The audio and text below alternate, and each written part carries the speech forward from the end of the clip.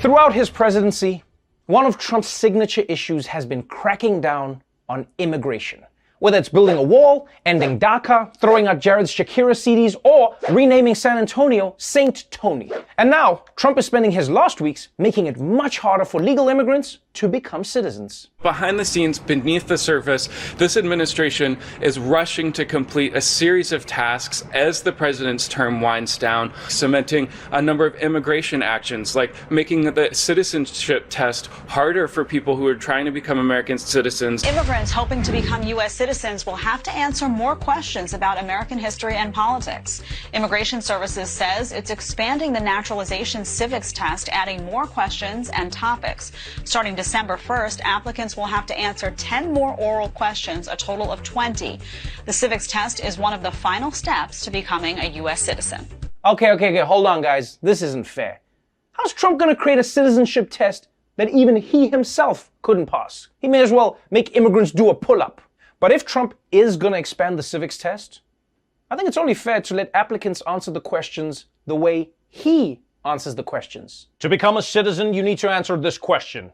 What did the Stamp Act of 1765 institute? Yo, that's a good question, man, because nobody knows the Stamp Act better than me. So many stamps. Some say the greatest Stamp Act there ever was, really, if you think about it. But we're looking very strongly into it, and I'll have more to tell you in 2 weeks, essay. I guess you're in? What's worse is that it's going to be even harder to study for this test now that so many Confederate statues have been taken down. Oh, what have we done? There's no other way to study U.S. history. I do have one question, though. Are we sure that making the citizenship test harder was Trump's idea? Because I don't know. Maybe it was Melania's. I'm sorry, Donald. They say I have to go back to my country because I don't know enough to be U.S. citizen. I don't understand, Melania. You answered all the questions. They just added new questions, so much harder. Okay, bye now, bye-bye. And if you think Trump is being hard on immigrants, just wait until you see what he's trying to do to prisoners. And federal execution policy also seeing some significant last-minute changes here. The Justice Department creating new regulations allowing for the use of more methods for federal executions, including firing squad and electrocution. That's right, people. Trump is expanding the ways the federal government can execute someone. You know, there's old ones coming back, like the firing squad and the electric chair, and the new ones, like getting in the ring with Jake Paul. And look, I don't know about you guys, but honestly, I would prefer being executed by firing squad than a lethal injection. I mean, first of all, there's always the chance that I'll get saved by Zorro, and second, a firing squad requires a lot more people, so I'm creating jobs for the economy. Also, if you are gonna have executions, a firing squad is just a lot more badass. You know, you get to wear blindfold, you get that cigarette, come on guys, do your worst. Whereas with lethal injection, it's like, oh man, I gotta go to the doctor and then die? And by the way, one thing I've never understood about firing squads is, why do you need a whole squad? Like, how bad is their aim that they need 8 people to shoot at you? This is America. One person can kill 30 people in a minute with a gun. You don't need 8 people to kill one person. Now, what's really interesting is that Donald Trump isn't the only one who's trying to go big before he goes home. Many of his international allies know that when Joe Biden steps into the White House, they won't have as much leeway to do whatever they want, which is probably why Israel decided that now is as good a time as any to take their shots. This morning, mysteries surrounding the assassination of Iran's top nuclear scientist. An Iranian official now saying Israel used electronic devices to kill Mohsen Fakhrizadeh remotely. Reportedly been traveling with his wife in this bulletproof car you see when he heard gunfire and got out of the car to check out what happened. And that's when reports say that a machine gun apparently operated by remote control attached to a Nissan pickup truck gunned him down. That Nissan apparently then exploding in what Iranian media claims was a self-destruct function. God damn! Remote control machine guns? Self-destruct buttons? We thought the new James Bond movie was delayed. It turns out that shit was playing out in real life. It almost feels like Israel is getting its assassination ideas from video games. Soon Iran scientists are gonna start getting killed by Kirby. They even had that Nissan self-destruct, which by the way is a terrible ad for Nissan. We need a car to use once, then blow up. So we'll take the Nissan. Although, if I'm perfectly honest, I don't know if I believe every part of the story right now. Because, like, I struggle to understand the concept of a nuclear scientist getting out of a bulletproof car to check out where the bullets were coming from. Why would he do that? He's a nuclear scientist, not like some guy who eats paint for a living. Also, I think there's a broader takeaway for us to learn here, which is that you only want to be your country's second most important nuclear scientist. So remember, kids, study hard, but not too hard. Now, it turns out that this assassination may have been illegal, but it was also a very slick move diplomatically because Israel knows that Joe Biden wants to bring Iran back into the world, but killing their top scientist is going to make that a lot harder because now Iran is going to want revenge, right? And then Joe Biden's trying to make peace. He's going to come out like, oh, come on, guys, come on. Let's all just get along. Come on, Iran, what do you say? We deserve revenge, Joe Biden. Wouldn't you want revenge for whoever did that to your uncle? No, man, this was done by a dog. Yes, the man who did this to you is a dog. Yeah, he's my best friend. You are a very strange man. Now, even though the United Nations is begging every country to just pump the brakes, I don't think this kind of thing is going to stop with Israel. I think in the next 2 months, you're going to see all of Trump's friends trying to cram in as much as they can before he leaves office. Vladimir Putin might just invade all of Ukraine. Saudi Arabia could execute everyone else at the Washington Post. And Kim Jong-un, he's going to be the worst. He's going to take advantage of everyone being distracted and finally get those bangs that he's always wanted. President-elect Biden, America's Control-Alt-Delete. He's been assembling his new administration and it looks like he's putting his best foot forward. Well, I guess it's his only working foot, but it's still pretty impressive. President-elect Joe Biden is unveiling key members of his foreign policy and national security team today. The players are familiar from the Obama administration and notable for their diversity. If confirmed, Alejandro Mayorkas will be the first Latino and immigrant to serve as Secretary of Homeland Security. Avril Haines will be the first female director of national intelligence. And Linda Thomas Greenfield, a career diplomat, is nominated to represent the United States at the UN. Mr. Biden also announced his new White House communications team. It is a diverse, all-female group, including several mothers of young kids. Now that is progressive. An all-women communications team and a national security team that is racially diverse. People all over the Middle East are going to be like, what an honor to be bombed by such a woke administration. And a communications team of all women will be a refreshing change because, let's be honest, guys, men are always lying about size to try and impress people. But don't be fooled. This team isn't as diverse as it seems on the surface. For example, all of these people have experience in their fields. Yeah, everyone's experienced. The Trump administration would never have tolerated this kind of discrimination against incompetence. Shame on you, Joe Biden. Shame on you. Meanwhile, on the other side of reality, Donald Trump's attempt to cling to office faced another setback yesterday, when Wisconsin and Arizona became the latest states to formally certify Biden's victory. And the Arizona ceremony happened at a particularly awkward moment for Donald Trump. As the governor was signing the certification documents, his cell phone buzzed with the ringtone of Hail to the Chief. Ducey has previously said he set that song for calls coming from the White House. This time, he muted the phone and set it aside as he signed documents that made Trump's loss official.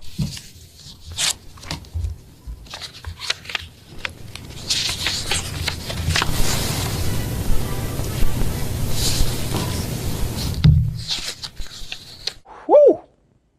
That is cold. Sending the President of the United States to voicemail like he's spam? Which he is, but still. You know, Fox and Friends were watching this like, oh, that's a good trick. We can just not answer the phone. We gotta try that. And you know what made this move especially gangster? Is that he knew Trump was watching him on live TV. We've all had that moment where we think somebody's ignoring our call or our text, but to actually see it, to see him look at his phone, see your name, and then put it away, ooh, that had to hurt. Trump was probably sitting there like, this is so painful. I've got to call Melania and tell her how bad it hurts. I guess Melania also can't come to the phone right now. And as upsetting as those losses are for Trump, it's even more frustrating for Trump's supporters. Because they must be wondering how their guy can possibly still be losing, especially after they've donated tons of money for the legal battles against the rigged election. Well, it turns out that that's not where all the money may be actually going. The president's unfounded claims of voter fraud and misinformation surrounding the 2020 election are proving to be lucrative for Team Trump and his allies.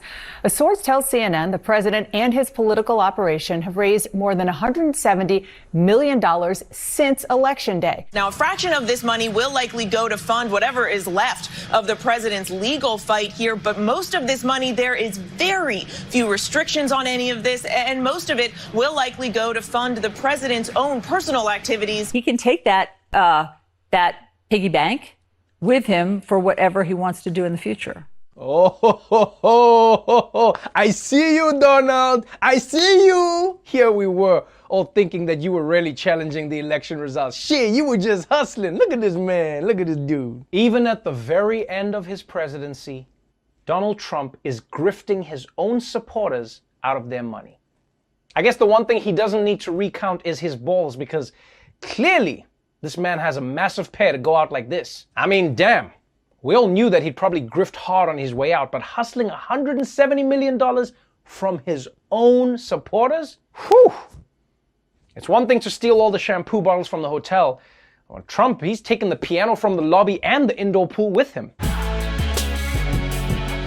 One of the weirdest quirks of being an American president is having the power to pardon anyone for any federal crimes. Sort of like a cheat code for America's justice system. And it looks like President Trump is going to spend the next 2 months mashing those buttons.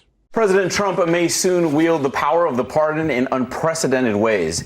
Multiple sources say the president is weighing whether to preemptively pardon family members and several of his close associates. Among the names the president has discussed behind the scenes, the oldest 3 of his 5 children, Don Jr., Eric, and Ivanka, as well as his son-in-law, Jared Kushner. Sources tell ABC News the president's lawyer, Rudy Giuliani, is also among those who in recent weeks directly asked President Trump for a preemptive pardon, though Giuliani denies it. Let's just break down crystal clear what's being considered here. We're talking about pardons being issued before the president leaves office for people who've not even been charged with the crime. A preemptive get out of jail free card before a crime has even been committed, possibly for friends, family, even the president himself. Oh, guys, that is adorable. Trump is pardoning his kids and his house pets. And he's not even pardoning them for anything specific. Trump is just handing out pardons like they're gift cards. I figured I'd let you pick your own crime, so enjoy. Do something crazy, live a little. Of course, the big question now is, can Trump legally pardon himself? Because you see, no one knows for sure. But I actually want Trump to try it, just because it'll be fun to see how he'll do it. He'll probably be in the mirror like, I hereby pardon you. No, I pardon you. Stop pointing at me. I'm trying to pardon you. You're pardoned. You're so good looking, but you're pardoned. And before you say, oh, typical Donald Trump, only in it for himself. Well, hey, that's not true. It turns out that anyone may be able to get a pardon from Trump for the right price. The White House is investigating a potential bribery scheme involving presidential pardons. It was revealed in heavily redacted court documents pertaining to a search warrant of several offices. The investigation seems to involve at least 2 individuals who, quote, acted as lobbyists to senior White House officials without registering as lobbyists, quote, to secure pardon or reprieve of sentence for a person who appears to be known to investigators, but whose name has been redacted in these newly unsealed documents. The investigation also involves an alleged offer from someone whose name had also been redacted of a, quote, substantial political contribution in exchange for a presidential pardon or reprieve of sentence. The documents do not name President Trump or any other White House officials, nor do they say whether anyone in the White House knew about the alleged scheme. Whoa. So there was already controversy over Trump's pardons, and now bribery might be involved as well. Basically, Trump managed to shove one of his scandals in the middle of another scandal. So impressive. Now, to be clear, all we know is that someone apparently offered to bribe Trump with a campaign contribution in exchange for a presidential pardon. We don't know if Trump actually pardoned the guy.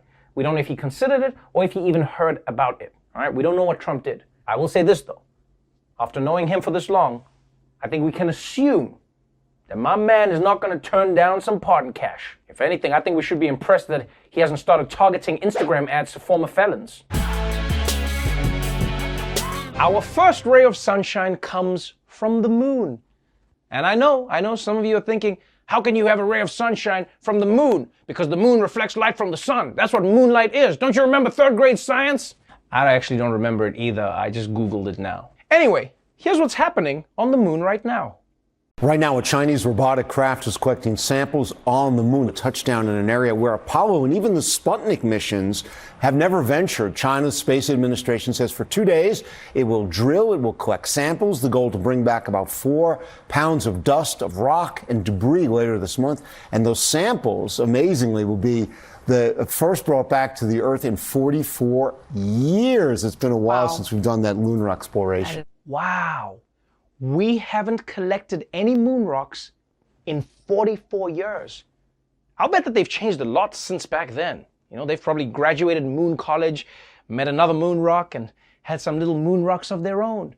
Then they started moon rock drinking and developed a problem gambling. And then the one moon rock tells the other to get his goddamn act together. And he's all like, why don't you mind your goddamn business? Anyway, it'll be nice to catch up with those moon rocks. And you gotta admit, this is pretty slick of China to do this now. Just when everyone discovered that they lied about their numbers and the extent of the outbreak in Wuhan. Excuse me, China.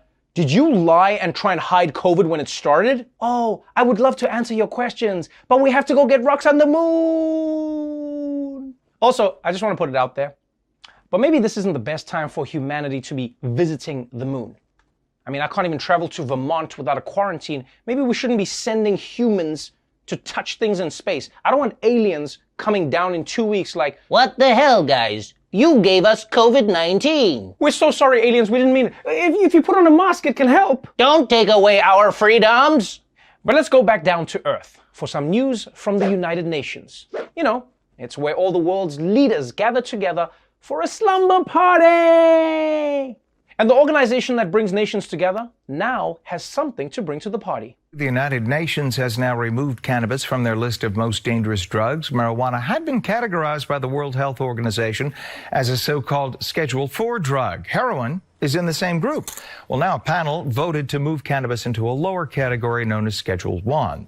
It includes drugs that are still considered highly addictive, but can also be used medically. Many countries look to the UN classification for policy guidance. That's right, people. The United Nations has officially removed cannabis from its list of most dangerous drugs, which is fantastic. Because if any group could mellow out a bit, it's world leaders. I mean, right now, Israel and Palestine hate each other so much. But if they smoked a little weed together, couldn't they become friends? Well, the answer is no. They'd probably still hate each other, but would they want to get off the couch to do anything about it? I mean, smoking weed could even help end the Jollof Wars between Nigeria and Ghana. Adibo, you know when I smoke and get really high, Ghanaian Jollof is not totally shit, huh? And you know what, why stop at them? Any world leader smoking pot would be awesome. Because they'd just be there like, oh yeah man, that'll be some Irish kush right there. Sir, you are the Prime Minister of Sweden. That's how you know it's good. I will say this. I would not want to be a UN translator right now because that job is about to get real strange. And it is with this that the sovereign... How often?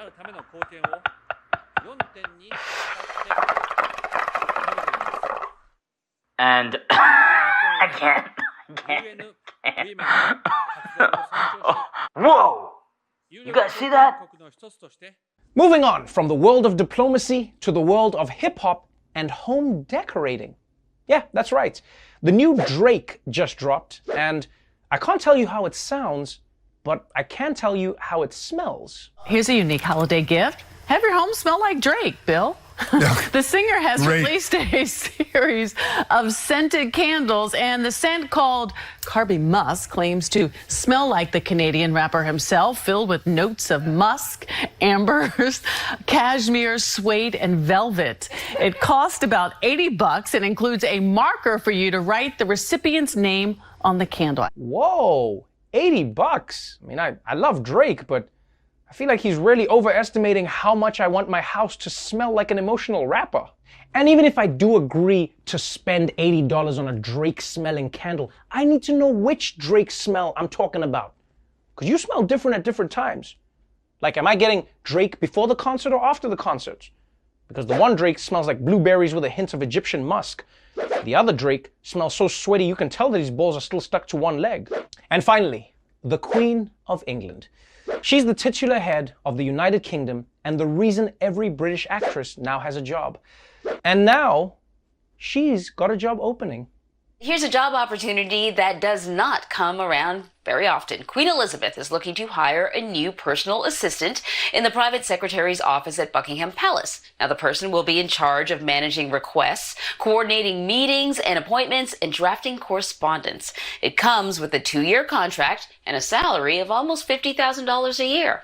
Okay. 50 grand a year is a decent salary, enough to buy some of those Drake candles, but not enough for the Queen's personal assistant. Because you're the assistant, you're gonna know all the Queen's secrets. If she wants to keep her Meghan voodoo doll under wraps, that's gotta be worth at least 50 grand more. And the Queen better not say it's because the economy isn't great. Because that's a weird excuse to make when you're sitting in a castle. I really wish we could pay you more, but money is really tight right now. Your diamond crown is crooked, Your Majesty. Oh, sorry, it's because of all the diamonds. And look, on some level, it would be really fun to work for the Queen. I mean, think about it, managing her appointments, having tea with her, telling the cops you were driving after she runs someone over. But it's also got to be super stressful. You know, there's so many tasks to keep on top of. Every day is like, wait, was it feed the corgis and behead the traitor, or feed the traitor and behead the corgis? What have I done? Of course, the truth is these days, a celebrity assistant is just basically a 20-something-year-old who manages social media accounts, which is going to be really confusing for the Queen. So I don't quite understand this latest tweet from us. What is the it that Idris Elba can get? Before we go, as you may have heard, there is an important runoff election coming up in Georgia. And if you're watching this from the Peach State, the deadline to register to vote online for that election is next Monday, December 7th.